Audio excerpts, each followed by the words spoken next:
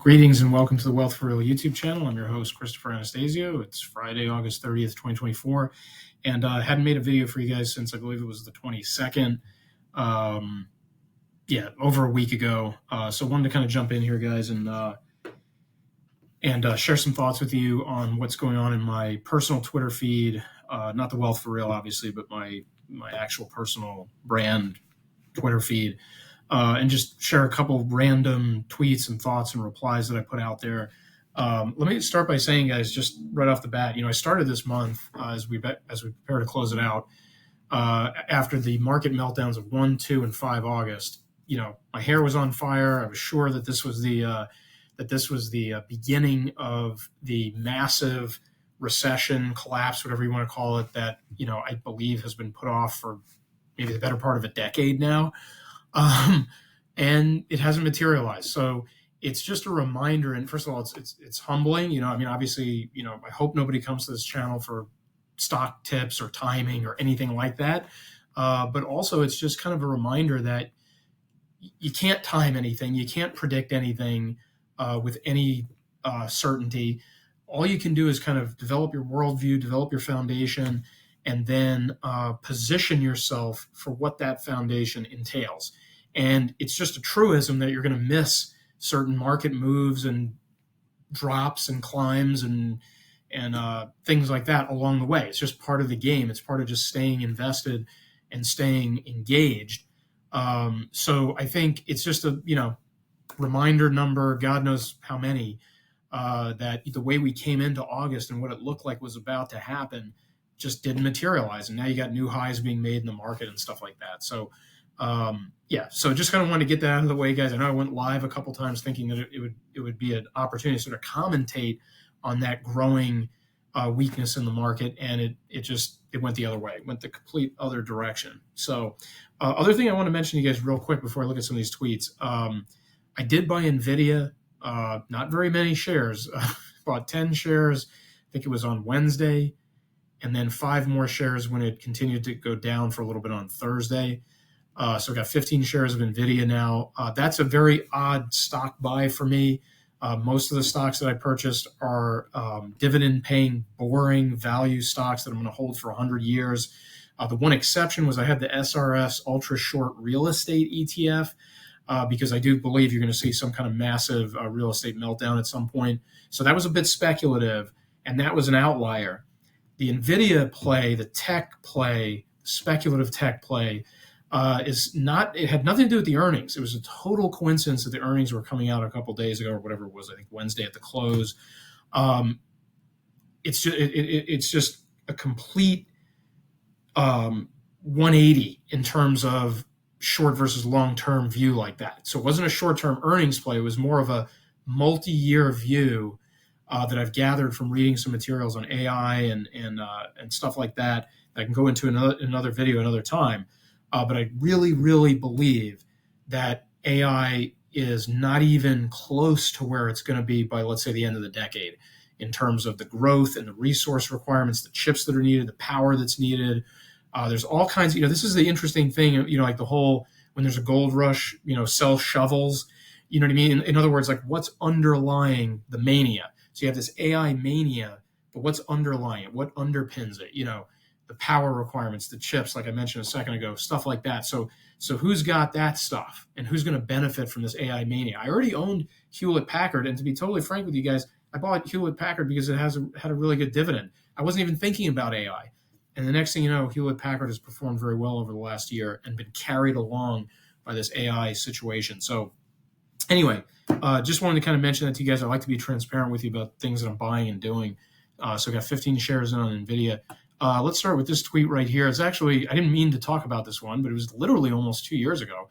August 22nd, 2022, I posted this pinned tweet that I'm really very proud of. Trouble with U.S. political system small enough to allow citizens to fix on individual personalities, Trump, Harris, good, bad, right?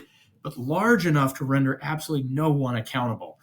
So as our living conditions, our economic conditions, for example, continue to deteriorate, who's to blame, right? I mean, everybody's going to blame somebody, but my point is nobody's held accountable for it. There's nobody's going to get fired or thrown in jail or investigated over it. It's just, the oligarchy continues to shuttle through the various actors. Right now, the two actors are Harris and Trump, the primary ones. And 4 years ago, it was Biden and Trump. And 4 years before that, it was Trump and Clinton. And 4 years before that, it was Obama and Romney. Okay, so those key actors, and of course, there's more to it than just the two of them, but I'm just mentioning presidents right now. So I was actually very proud of this tweet. I think it really holds up over time. And when you really think about it, it definitely applies. Here's another one, guys. Unusual whales. Getting harder to find a job in the U.S. A number of people looking for jobs swelling due to mounting financial stress, excess savings gone. All that pandemic savings is gone now. Credit hard to get. Remember, we don't have a middle class in the United States, right? I mean, everybody calls it the middle class. The middle class is just the poor class with credit, okay? I mean, look, I can't get a home even with credit. Okay, let's just get that out of the way.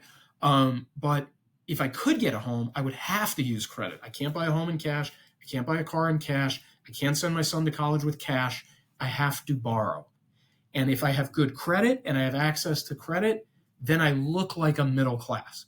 If I don't have any credit, can't finance a car, can't get a home loan, can't, borrow for a college education, well, then I'm probably, I don't want to overgeneralize here, but I'm probably considered, by mainstream economists, whatever the pundits, I'm probably considered poor, right? So the only difference between me and a poor person is access to credit, right? So you see this growing in scope.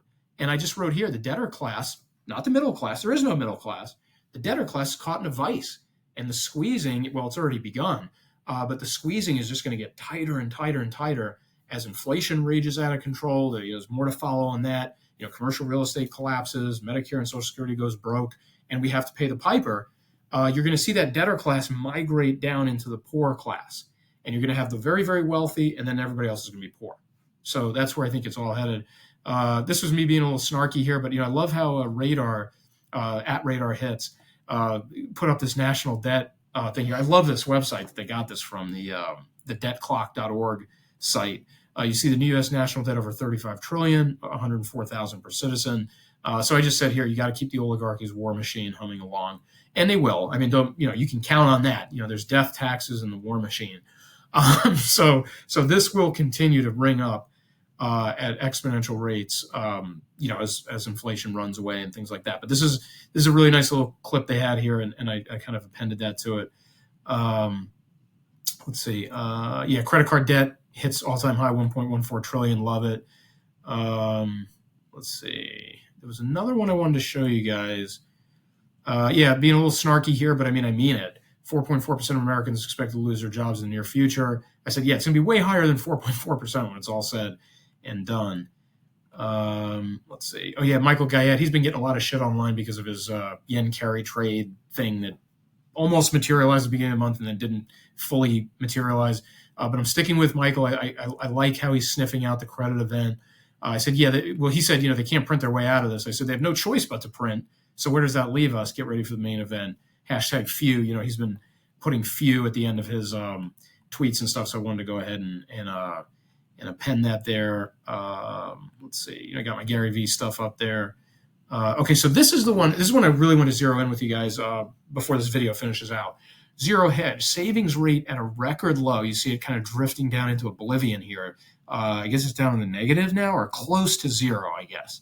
Yeah, so you got a savings rate that, really pegged out. I guess this was in the pandemic, right? Let me just open this chart up for a second here.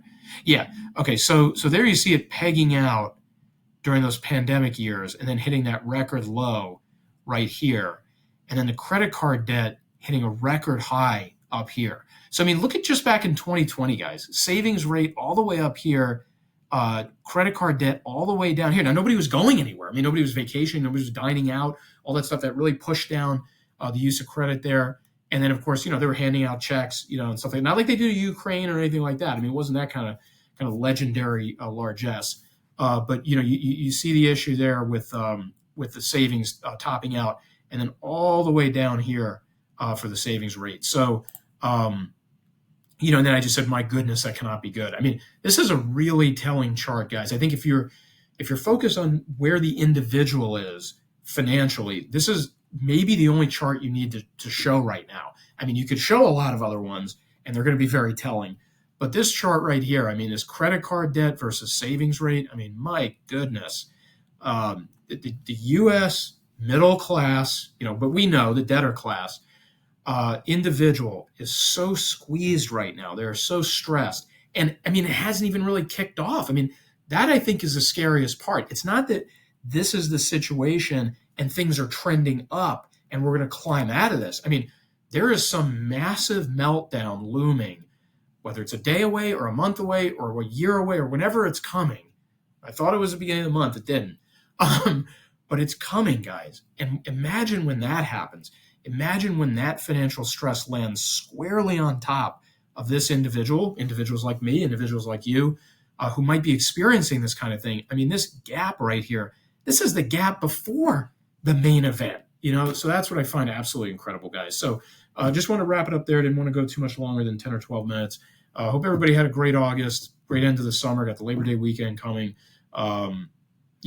Kind of can't believe the summer's over, actually. But for everybody who has subscribed to the channel, who has liked a video on this channel, who has sent me a comment, who has tuned into one of my lives, even if it was to troll, I really, really, really appreciate it, guys. I mean, the fact that anybody wants to listen to anything I have to say about the subject, offering your thoughts, your commentary, debating things, whatever the case might be, I really, really, really appreciate it. It means a lot to me. And again, I'm just a regular guy here, trying to figure this stuff out, trying to survive what's coming. You have no special ability to see anything. I'm gonna brand myself the anti-expert. I'm just experiencing these things with you guys, trying to make the right decisions along the way, and that's really all it comes down to. So appreciate you guys checking on the channel. If you haven't subscribed, would absolutely appreciate it if you did, or if you share a video, like a video, comment on a video as well. All right, hope everybody has a great weekend, great Labor Day weekend, holiday, and we'll talk to you guys again soon.